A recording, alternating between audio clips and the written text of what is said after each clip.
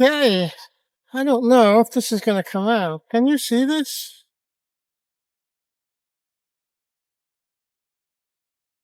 This is a cocoon for the Polyphemus moth, which is a big, beautiful, huge moth. In fact, last year I had a couple of them on here. I had one that was on the ground, so I took it in and kept it all winter, and then it hatched. I have a little video of that. I can put that in.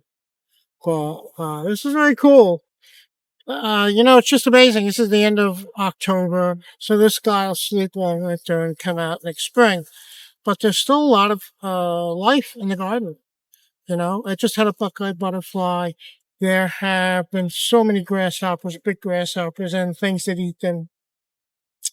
A couple of caterpillars are still around. I had a praying mantis, Carolina praying mantis, and one of our native praying mantises. I think maybe the only native on the East Coast. So there's still lots of life in the garden. There's not a lot of flowers, but there's a few. There's bumblebees picking up the last few of the astro flowers. So things are happening in the garden right now. But I'm going to show you a video of the Polyphemus moth. Just absolutely beautiful. And they used to be everywhere around here. Some of these trees look like they were Christmas ornaments hanging on.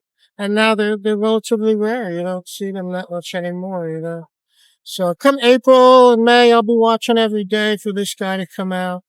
And I would guess there may be a few more on these trees. These Amelanchier trees, there's so much life on these trees all year long. Earlier, I did a video about a nest with a blue-gray gnatcatcher, a very pretty little bird. Check it out. I'll see if I can get a card in this video. You can check it out. Had dove nests in here the year before. It's just Amelanchier is and berry.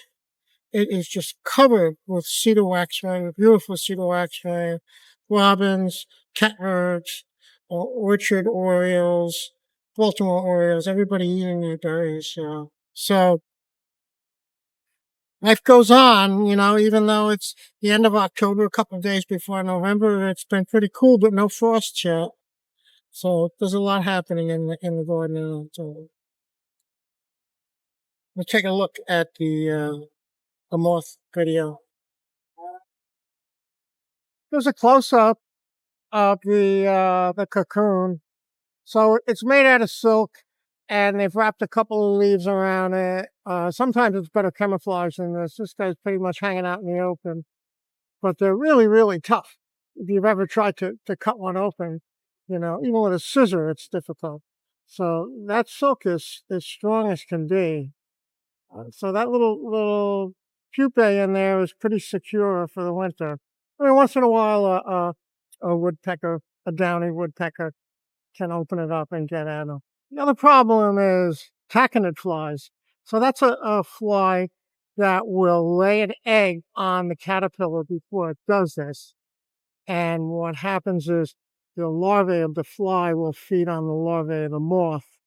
And in the spring, you'll get a little hole and the fly comes out.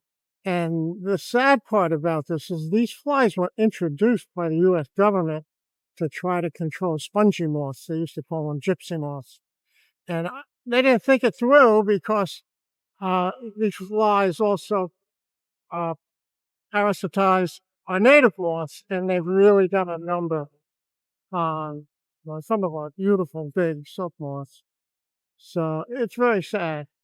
But this is what happens when you have people trying to do the right thing but don't really know what they're doing. Don't think things through. Anyway, hopefully this guy doesn't have a parasite on him and he'll hatch out and be beautiful. But I'm going to show you that in this video, how pretty they are. Oh, here's our Polyphemus moth. He hatched today. He's a little late, June 19th. Look how beautiful. And those big spots right there, those eyes, that's where the name comes from. Apparently, Polyphemus in Greek, Cyclops. So he's a Cyclops, big one eye, supposedly.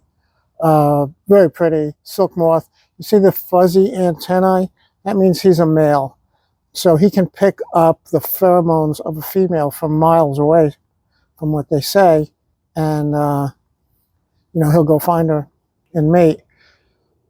What else can I tell you about this beautiful moth? It used to be very common around here, and they're not so common anymore, but all our butterflies and moths are suffering because we don't have as many native plants. They absolutely positively need. These guys they forage on trees, but on native oaks and maples and service berries and birch. So tomorrow morning I will take him back to where I found him. Found his cocoon, and when I see his underside, we'll see if he's being very cooperative. Look how pretty he is.